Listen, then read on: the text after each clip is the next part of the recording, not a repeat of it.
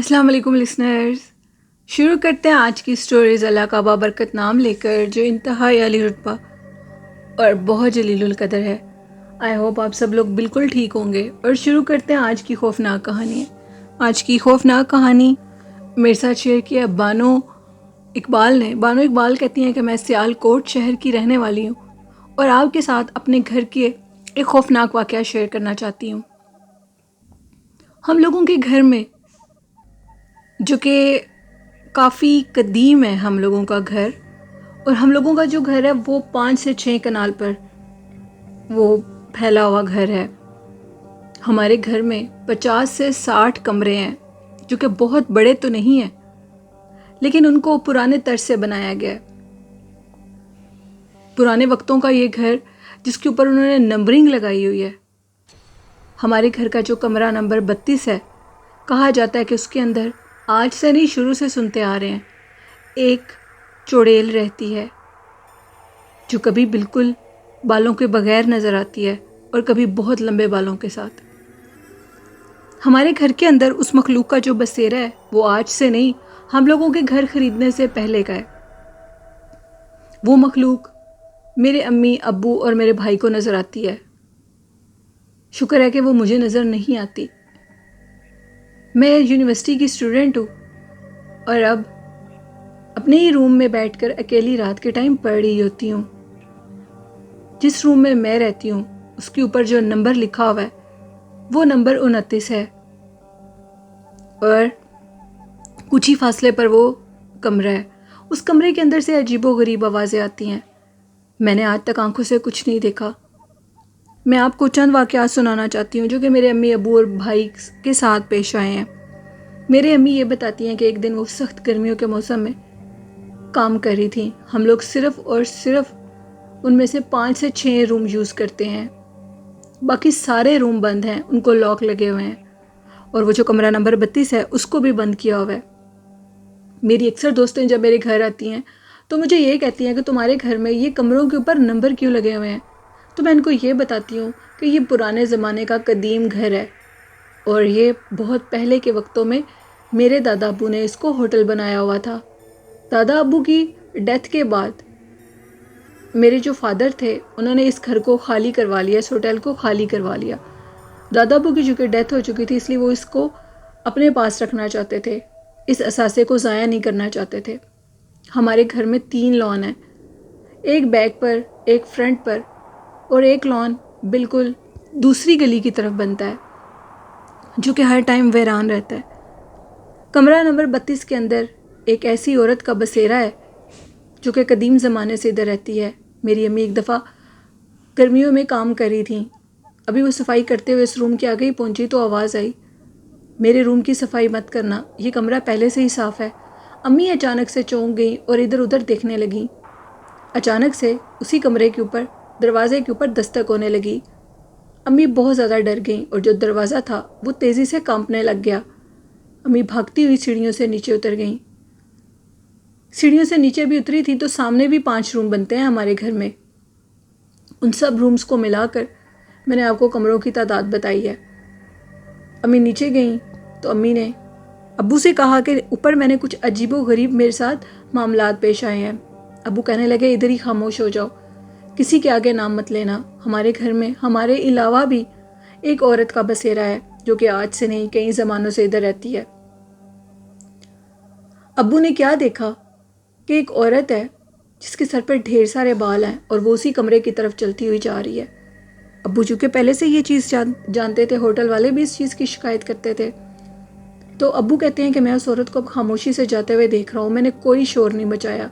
मेरे अब्बू बहुत ज़्यादा बहादुर है।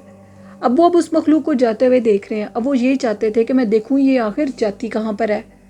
वो जैसे ही जाती है तो वो कमरा नंबर 32 के आगे खड़ी हो जाती है, और जब पीछे से पलट कर देखती है तो उसके माथे पर बाल नहीं होते। नहायत खौफनाक चेहरे की वो औरत थी। एक दिन अब्बू ने और मेरे चाचू ने उस घर को साफ़ करवाने का इरादा किया। जो बाकी रूम्स बंद हैं उनको साफ़ करवा देना चाहिए, क्योंकि वो कई ज़मानों से बंद हैं, कई सालों से बंद हैं यानी। तो हमने उस कमरे को भी खोला, اس کمرے کو کھول کر اس کی صفائی کا کام شروع کروایا تو جو چیزیں ادھر پڑی تھی وہ خود بخود نیچے گرنی شروع ہو گئیں اور مزدوروں کے اوپر کسی نے پتھر پھینکنے شروع کر دیے۔ ہم لوگ یہ چاہتے تھے کہ ہم گھر کے سارے پورشنز کو وائٹ واش کروا دیں کیونکہ بہت زیادہ قدیم ہونے کی وجہ سے کہیں یہ خراب نہ ہو جائے، لیکن وہ اتنی مضبوط چیزوں سے بنا ہوا ہے، آج تک اس عمارت کا کچھ بھی نیچے نہیں گرا، لیکن ہم لوگوں نے اپنی سیکیورٹی کے لیے اس کو صاف کروانا چاہا۔ مزدور کہتے ہیں کہ ہم لوگ اس کمرے کے اندر نہیں جائیں گے، جیسے ہی اندر جاتے ہیں تو پتھراؤ شروع ہو جاتا ہے۔ خیر ابو اور چاچو کافی پریشان تھے، رات کا ٹائم تھا، دروازہ بالکل بند تھا۔ ابو بالکل بھی کسی بھی مزدور کی بات پر یقین کرنا نہیں چاہ رہے تھے۔ ابو نے چاچو کو کہا کہ چلو میرے ساتھ، ہم لوگ خود جا کر دیکھتے ہیں آخر تماشا کیا ہے۔ ابو نے ہاتھ میں ٹارچ پکڑی اور اس طرف چل پڑے۔ چاچو بھی ابو کے ساتھ تھے۔ چاچو اور ابو اکٹھے ہی کمرے کے اندر داخل ہوئے۔ ابھی وہ اندر داخل ہی ہوئے ہیں تو کیا دیکھتے ہیں، ایک خوفناک عورت جو کہ شیشے کے عکس میں بالکل بالوں سے، اس کے بال نہیں ہیں سر پر، اور بیک سے اس کے بال نظر آ رہے تھے جیسے میرے ابو نے پہلے دیکھا تھا۔ وہ عورت کھڑے پیچھے اپنے بالوں کو کنگھی کری ہے اور جو اس کا شیشے میں چہرہ ہے وہ نہایت خوفناک اور بالکل ایک گنجی عورت کی طرح اس کی شکل تھی۔ وہ ایک خوفناک چڑیل تھی جو کہ اس کمرے کے اندر اپنا واضح کرتی تھی۔ ابو اور چاچو چیخے مارتے ہوئے کمرے کے دروازے کو بند کر کے وہاں سے بھاگنے ہی لگے تو چاچو نے کہا کہ یار اس دروازے کو آج ادھر ہی بند کر دو۔ انہوں نے اس دروازے کو بند کر دیا۔ ابو نے ہمت دکھائی اور دروازے کو لاک کر دیا۔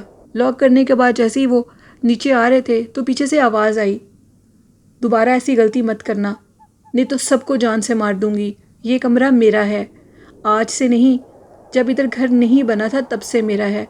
تم سے پہلے ادھر برگد کا پیڑ تھا جس کے اوپر میری رہائش تھی، اس برگد کے پیڑ کو کاٹنے کے بعد اب میں اس کمرے میں رہتی ہوں۔ اگر اس کمرے میں تم آئے تو کچھ بھی باقی نہیں بچے گا۔ ابو نے اپنے کانوں سے یہ آواز سنی۔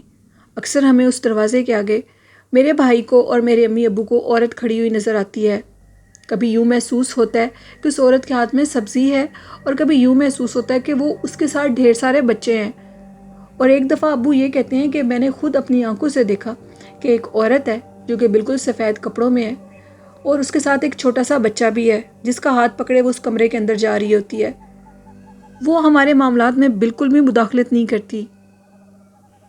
ابو اور بھائی کو اور امی کو اس لیے نظر آتی ہے کہ وہ لوگ اس چیز سے بچے رہیں اور اس کمرے کا رخ مت کریں۔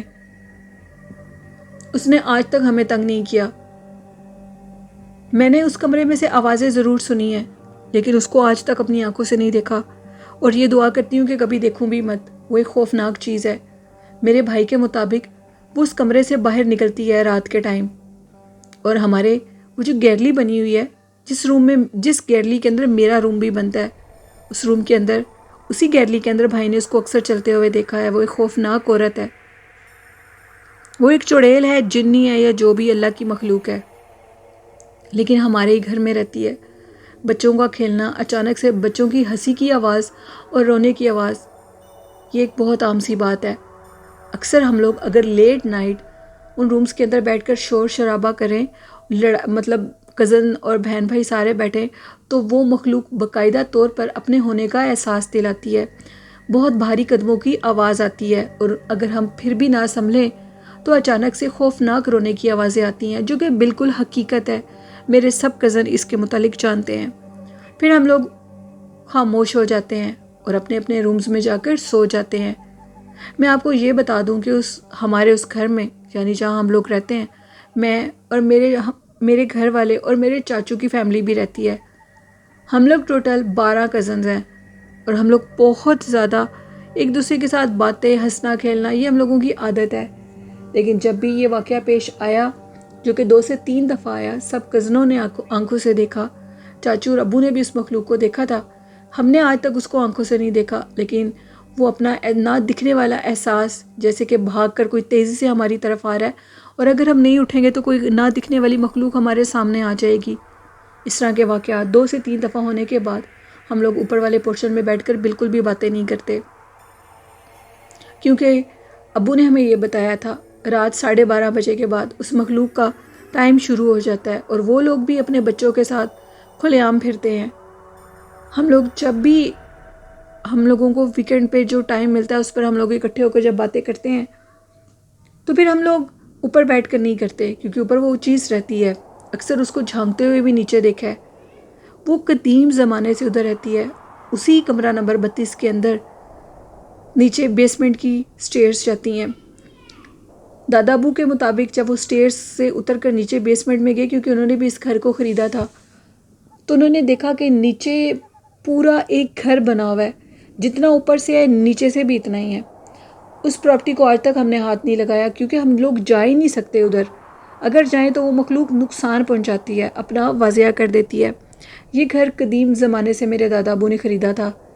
जितना ये घर ऊपर से हमें नज़र आता है, इतने ही रूम्स और यही सारा घर।